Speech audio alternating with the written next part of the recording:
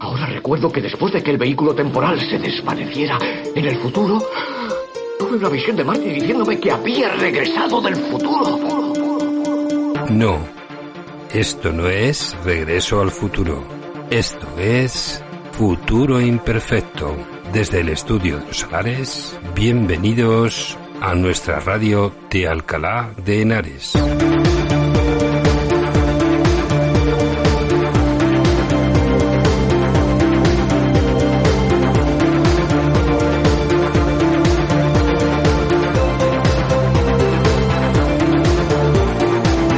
Y a los mandos de la nave que viaja al futuro, Javi Pater.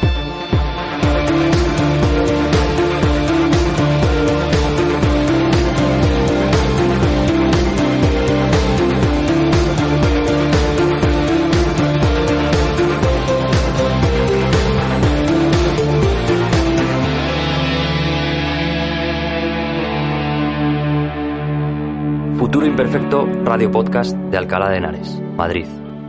Una radio cercana, pero abierta al mundo.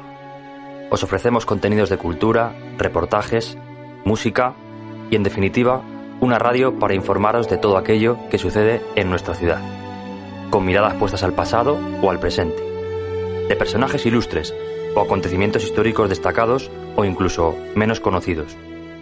En definitiva, cualquier tipo de evento que para la ciudad haya significado un aporte cultural e histórico muy importante. Futuro Imperfecto Radio. Un viaje único. Una experiencia única. Juan Antonio Palomo Fernández nació en Alcalá de Henares en el año 1934. Creció en una ciudad todavía marcada por la posguerra, un entorno donde el arte parecía un lujo distante. Desde muy joven mostró una inclinación clara hacia el dibujo y la escultura. En su casa situada en la calle Talamanca, hoy desaparecida, comenzó a modelar con yeso y barro figuras que llamaban la atención de sus profesores. Con apenas 20 años, se marchó a Madrid para estudiar en la Escuela Superior de Bellas Artes de San Fernando, uno de los centros más prestigiosos de la España de entonces. Allí fue discípulo del escultor Enrique Pérez Comendador, maestro de sólida formación clásica y gran influencia en su estilo.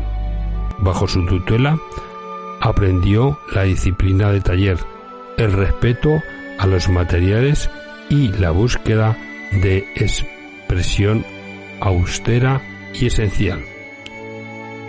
Palomo se formó en un tiempo de transición.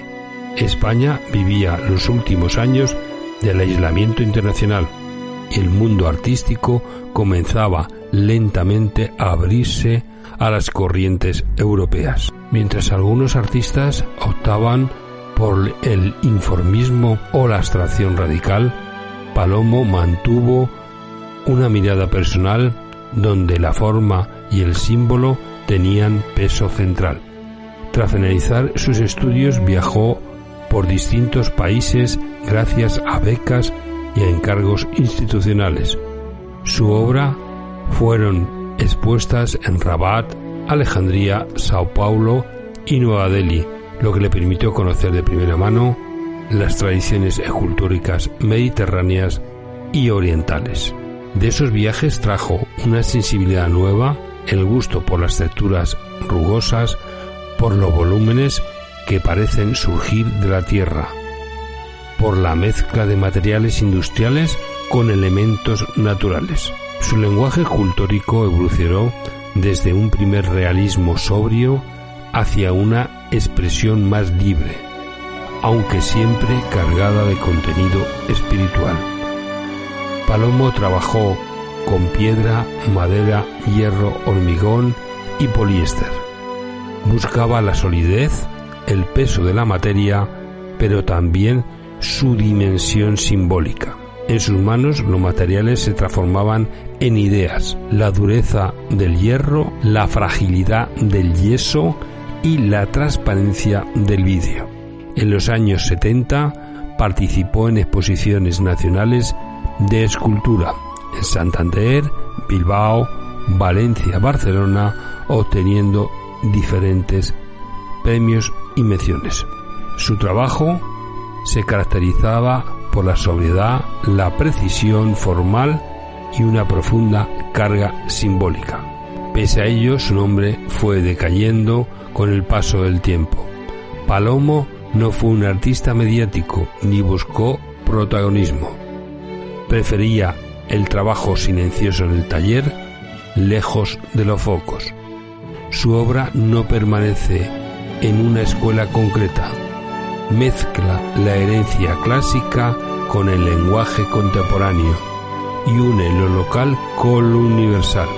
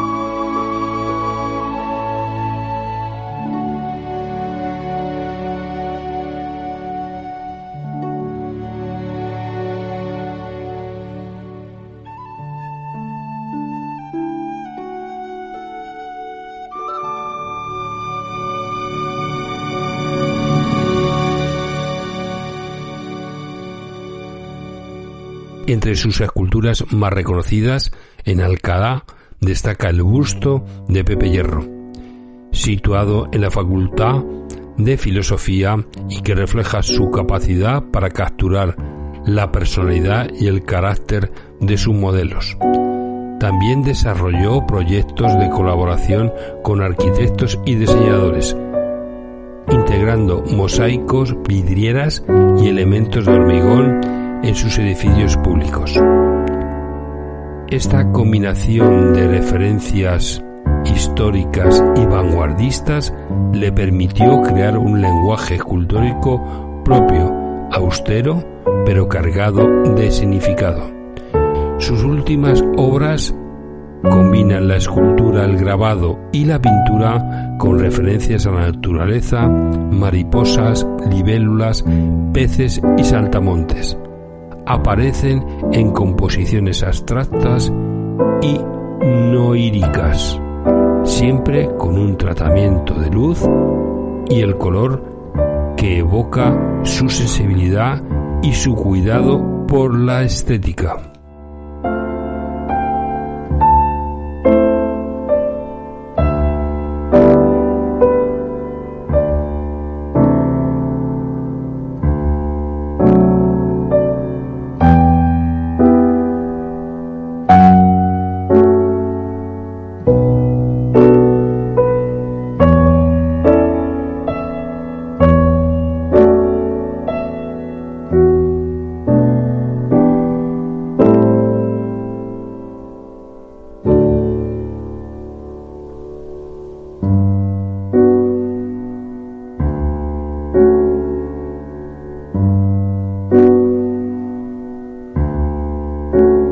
Durante la década de los 80 se volcó en técnicas como la litografía, la silografía y el copyright, ampliando su lenguaje artístico hacia el plano gráfico y visual. Además, en la Biblioteca Nacional conserva varias de sus xilografías aguafuertes que representan un testimonio fundamental de su labor gráfica y de su interés por los métodos de impresión y reproducción artística. En nuestra biblioteca central destaca la carpeta 6 alcalainos: Sarmiento de Gamboa, Francisco de Figueroa, Cervantes, Antonio Solís, Lucas Padillas y Azañas, que combinan electrografías a color de Palomo con textos de Luis de Blas, presentaciones de expertos creada para el 7º centenario de los Estudios Generales de Alcalá, y que hace unas semanas tuve el honor de abrir esa carpeta y ver todo lo que Juan Palomo hizo de electrografías. Me parece una carpeta muy interesante. Espero que algún día se pueda mostrar al público.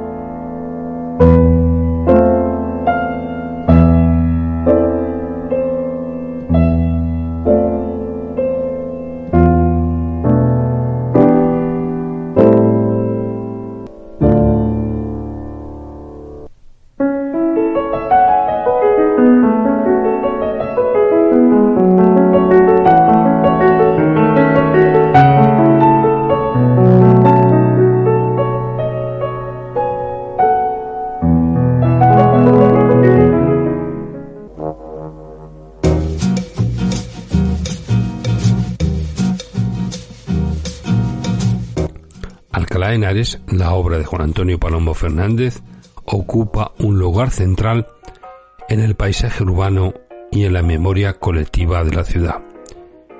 Su construcción más conocida es sin duda el monumento de la primera entrevista de Cristóbal Colón con Isabel la Católica, inaugurado en 1986.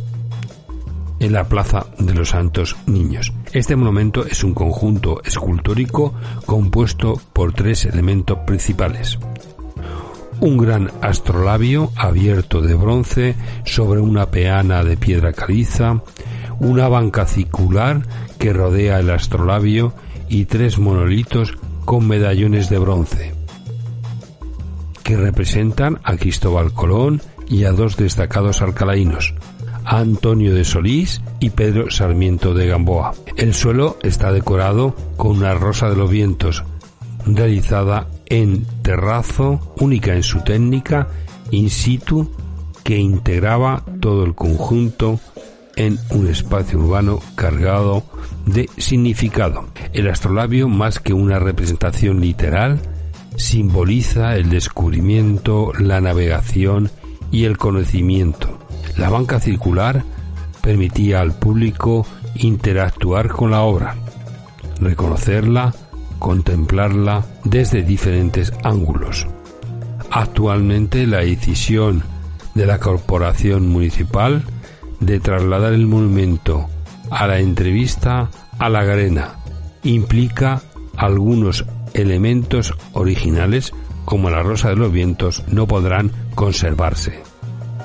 Este hecho pone en relieve la fragilidad del patrimonio urbano y plantea preguntas sobre cómo la ciudad reconoce y preserva la obra de sus propios artistas. Que un monumento no solo es un objeto, sino un espacio de encuentro, un lugar de contemplación, una voz que habla de historia, de ciencia y de humanidad. Palomo fue también un artista muy versátil, capaz de alternar entre la escultura monumental, la obra religiosa, el grabado, la pintura abstracta y la experimentación con materiales innovadores.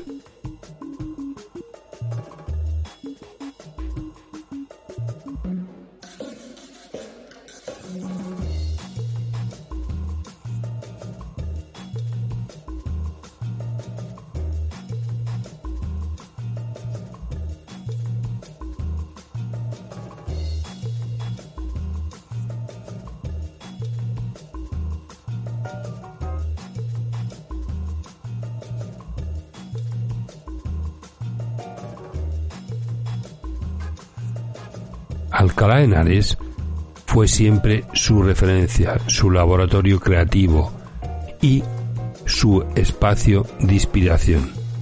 A través de sus medallones, bustos y monumentos, Palomo conectó con la tradición histórica de la modernidad del siglo XX, ofreciendo a la ciudadanía un legado tangible y simbólico. Juan Antonio Palomo Fernández fue sin duda un escultor que supo dialogar con el mundo y su tiempo. Juan Antonio Palomo Fernández falleció en Madrid el 18 de junio de 1996, a los 61 años, a causa de una dolencia cardíaca. Y quizás sea ahora cuando su monumento se desmonta y se traslada, cuando comprendemos mejor lo que quiso decirnos, que la materia se transforma, pero que las ideas permanecen. Este ha sido nuestro programa dedicado a Juan Antonio Palomo Fernández, escultor complutense y figura fundamental del arte español contemporáneo. Su vida, su obra y su legado permanecen y nos invitan a mirar la ciudad y el mundo con ojos de creador y de memoria viva. Por eso este año he decidido que mi postal navideña sea un homenaje a Palomo y a su Rosa de los Vientos.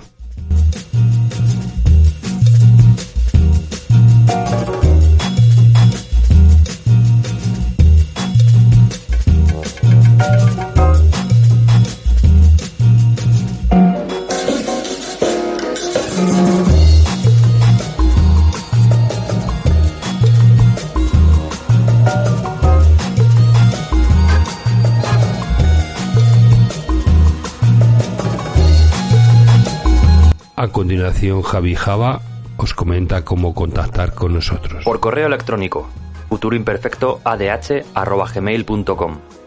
Por la red social X, @f_imperfecto. Y por las siguientes plataformas: iVoox, Amazon Music, Podimo, Google Podcast, Apple Podcast, YouTube Podcast, YouTube Music. Y no dejéis de suscribiros por cualquiera de los canales ya mencionados. De Francisco López, de su álbum Alcalá Amsalán.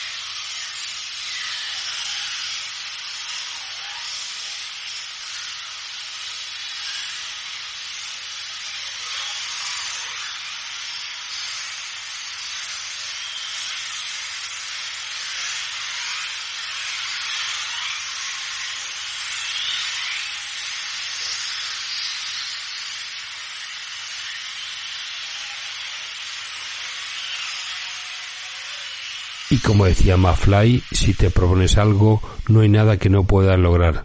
Así que súbete a Futuro Imperfecto Radio y celebra un viaje en el tiempo, una experiencia única. Nos despedimos hasta el próximo programa, que espero sea muy pronto, y feliz Navidad. Y de Extremoduro, Jesucristo García. Esta vez, esta canción es un homenaje a Jorge Martínez y Robert Iniesta, que hace poco se marcharon.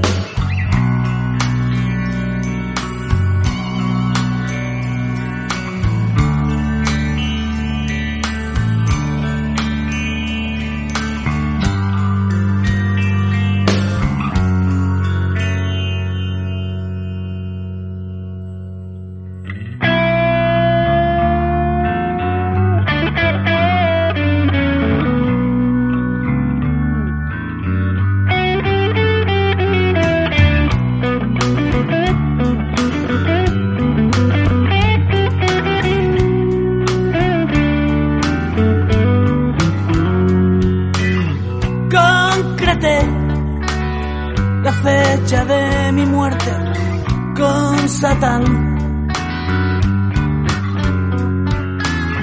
Le engañé y ahora no hay quien me pare ya a los pies. Razonar es siempre tan difícil para mí. ¿Qué mata si al final todo me sale siempre bien? Del revés. Nací un buen día, mi madre no era virgen, no vino el rey, tampoco me importó. Hago un milagro, convierto el agua en vino, me resucito si me hago un canutito. Soy Evaristo, el rey de la baraja, vivo entre rejas, antes era chapista. Los mercaderes ocuparon mi templo y me aplicaron ley antiterrorista. ¿Cuánto más necesito para ser Dios? Dios, Dios, ¿cuánto más necesito convencer? ¿Cuánto más necesito para ser Dios? Dios, Dios, ¿cuánto más necesito convencer?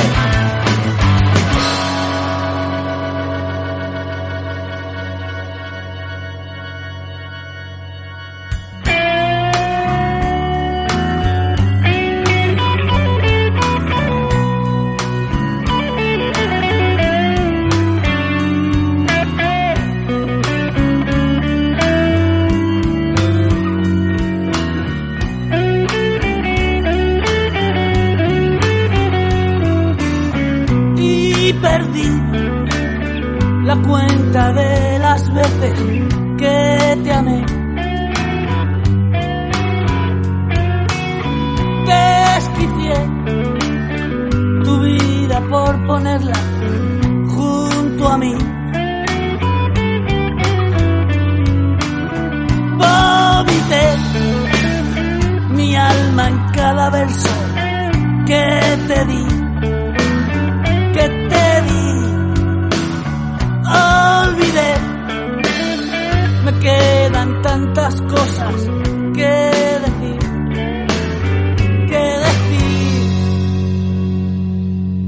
Por conocer a cuánto se margina, un día me vi metido en la heroína.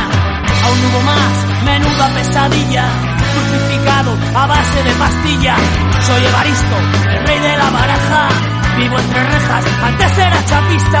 Los mercaderes ocuparon mi templo y me aplicaron ley antiterrorista. ¿Cuánto más necesito para ser Dios? Dios, Dios, ¿cuánto más necesito convencer? ¿Cuánto más necesito para ser Dios? Dios, Dios, ¿cuánto más necesito convencer?